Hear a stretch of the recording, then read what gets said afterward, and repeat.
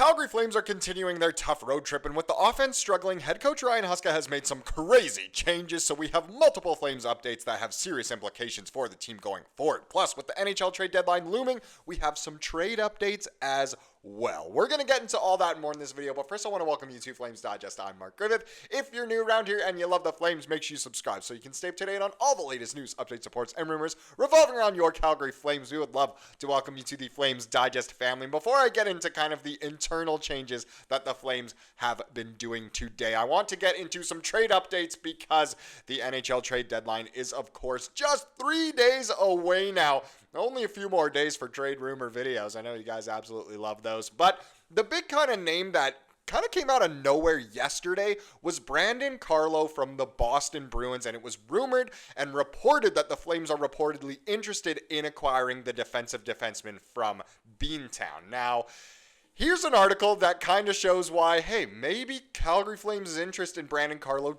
doesn't make a lot of sense. This one comes from Colton Pankow, obviously does a lot of Flames articles, and it's an interesting one overall. Now, it's strange. The Flames could obviously trade for Carlo if they really want to go all in for, the playoffs this year, which I think they're obviously going to do with just 3 days leading up to the trade deadline. But it's not like Brandon Carlo is the man that puts you over the top. Obviously, he has some great playoff experience, is a great defensive defenseman. We saw how bad the Flames were once Kevin Ball was out. Now that they can't score, Brandon Carlo isn't going to save that either, but at least he can get you more, maybe 1 point in a 1-0 loss game. But either way, let's get into what Mr. Pankow said here. So, the Flames are reported to have reached out to the Bruins regarding the 6'5" defenseman just days ahead of the trade deadline. It was broken yesterday by Anthony DeMarco from Daily Faceoff, so he said, sounds like the Flames have reached out on Bruins defenseman Brandon Carlo. Teams have yet to dive into details. Well, time's ticking, but Calgary is interested. Not too many players on Boston's roster not available for the right price. I think the Bruins would be asking a little bit more than obviously any team would want to pay for him. That's just how the market seems these days, especially for defensemen, and there's no way the Flames should be trading away futures for, a guy like Carlo. So overall, I already kind of agree with the headline of the article why it doesn't make sense, but let's dive further in. So Carlo is 28 years old. Age-wise, he's right in the prime of his career, but would be on the back nine by the time the Flames reach their competitive window. Not what Conroy is looking for. He's looking for guys that are younger, can help now, but more so in the future. He's the same age as Rasmus Andersson, a player many fans are leery to re-sign because of, you guessed it, his age. So why bring in another, older defenseman in a sense? Granted, Andersson would likely be re-signed to an 8-year deal. Carlo, meanwhile, has a $4.1 million cap hit, which expires following the 2026-27 season, so a couple seasons from now. The contract is reasonable, but is up before the Flames would potentially be considered true Stanley Cup contenders. It's before the window. So overall, in terms of age, in terms of contract, it's already not making much sense. Why the heck did the Flames reach out to the Bruins? Let's continue. Carlo is also a right-handed shot, which, sure, that's what the Flames want in terms of a young center. Not really a defenseman, though. If the Flames are to re-sign Andersson, they would have him, Weegar, and Pahal under contract as right-hand shots moving forward. Meanwhile, two of their top prospects on the back end, Parekh and Brustevich, are both right-handed shots who will be vying for spots next season. That is way too crowded. There's just way too many right-hand shot defensemen going along in the pipeline here. And if we bring more in with Carlo, it's just going to be even more crowded. There's not enough spaces. The Flames blue line could certainly use some improvements, but there's a strong argument to be made that adding to the left side would be more beneficial. And that's not just an argument, that's just the straight truth. That's a fact. Kevin Ball has proven to be a valuable piece, but after him, there are a lot of question marks, and that is very, very true. It'd be much more worth it, especially for the future, to go after a left-handed defenseman. Joel Hanley has been solid, but he's a pending UFA who will turn 33 in the offseason. He might still get, a little contract here. Jake Bean is signed through 2025-26, so next year, but has underwhelmed, and a 24-year-old Ilya Solovyov, I don't know how John Abbott pronounces it, but either way, Solo looks like he may be a little more than a depth defenseman moving forward. So hopefully Solo can definitely kind of get in there every now and then, especially in the future. Maybe he'll be, an actual everyday NHLer, but we'll see. He's been up and down since he obviously came up to the Flames. While there are players that need to be added between now and the Flames' hopeful contending period, moving assets out the door for a player like Carlo, who doesn't check many boxes, doesn't make a ton of sense, especially for a GM like Conroy, who has otherwise made very wise decisions during his tenure. So again, a lot of question marks would be raised if the Flames do go after this, unless there's a lot more to it than just Carlo. Maybe if there's, some younger pieces, maybe more of what we need involved, and we're shipping out a guy like Andersson to try and help the Bruins make the playoffs this year. Kind of seems like they're ready to sell most people. Even Marchand might be on the way out, but overall, it is a very interesting there in Boston. But let me know, do you want to trade for Carlo or not? I'm kind of leaning towards the heck no, and that was even before I read this article, which just solidified the heck no. The other trade update I have is Dan Vladar, the piece that the Flames could move away from.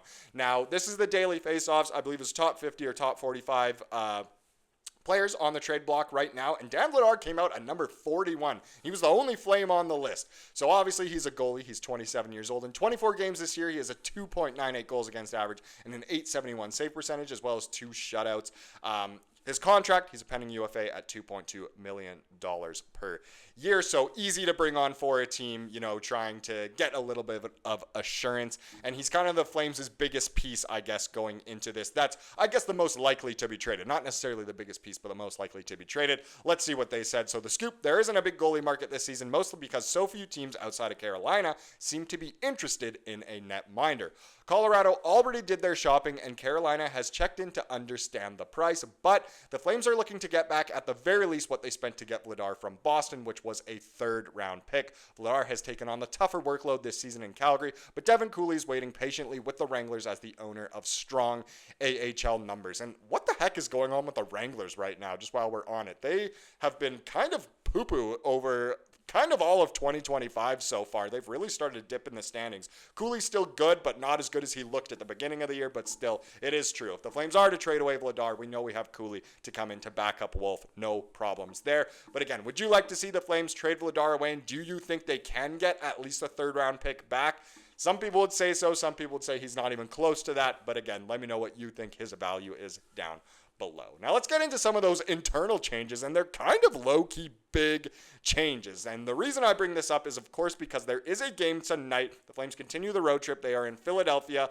This game goes at 5 p.m. Calgary time, 7 p.m. local time in Philly. It should be a very interesting one, obviously, with Farabee and Frost returning to the franchise. It's the only other franchise they have played for, going back to that city. Be interesting to see how much we get to see Kuzmenko and Pelche tonight. How much ice time they get. It should be very fun no matter what. I'm sure there will be a warm reunion for those guys and obviously for our guys as well. So very interesting there. But the reason I bring up these big changes for tonight is because there are new line pairings, or lines and D pairings going into this game. So Derek Wills, of course, tweeted out the Flames lines pairings and goaltenders versus the Flyers tonight. So top line remains the same: Huberdeau, Kadri, Coronato. And then the rest of the lines are all shifted on the forward front. So Coleman Backlund will be with Farabee, Sharkey, Frost, and Pospisil. So Pospisil no longer on that 4th line. He goes up with Frost and Sharangovich. That's a very, very interesting line. None of those players are similar to each other. And then a 4th line of Lomberg, Rooney, and Zary. Zary on the 4th line, and I'll get more into that in a second, but very interesting to see, one of your better forwards, especially for the future on the 4th line. Interesting overall. Hanley and Weegar are actually the top pairing. Ball and Andersson, Bean, and Pahal kind of the regulars there. Wolf will be starting. I can give you that for free there. But more on Zary here. So Ryan Huska on starting Zary on the 4th line. Here's what he had to say. No message, just keep building his game back up. I think having guys that really skate with him will help. And then from that point, you can expect him to get moved around a little bit at times and to be an impact guy on our power play. But it's all part of getting him back again after a significant layoff. And you know what? That's fair from the coach. He obviously can see a lot of the things we don't, especially in practice. Zary hasn't looked, fantastic since he got back from his injury. But then again, the Flames haven't looked fantastic overall. Maybe one guy who has looked really good. So it is interesting overall seeing Zary on the 4th line here. In no way is this kind of a demotion. Huska's just, saying, look, we're going to try and get him back into game shape here after he was off for a while. So if you're watching the game tonight and you have no idea why Zari's on the fourth line, there you go. There's your explanation. And one more kind of feel-good thing for tonight's game was, of course, this Huberdeau hit the ice with the Flames today, which is really nice to see. The Flames obviously put this out on their socials with the caption, "We always love having you on the ice, Papa Hockey," obviously the father of the late Johnny Hockey. Papa Hockey getting to be there on the ice with the Flames. So amazing to see. Hopefully that'll amp up the boys for tonight's game, trying to remain in that playoff push, keep hold of their second wildcard spot there.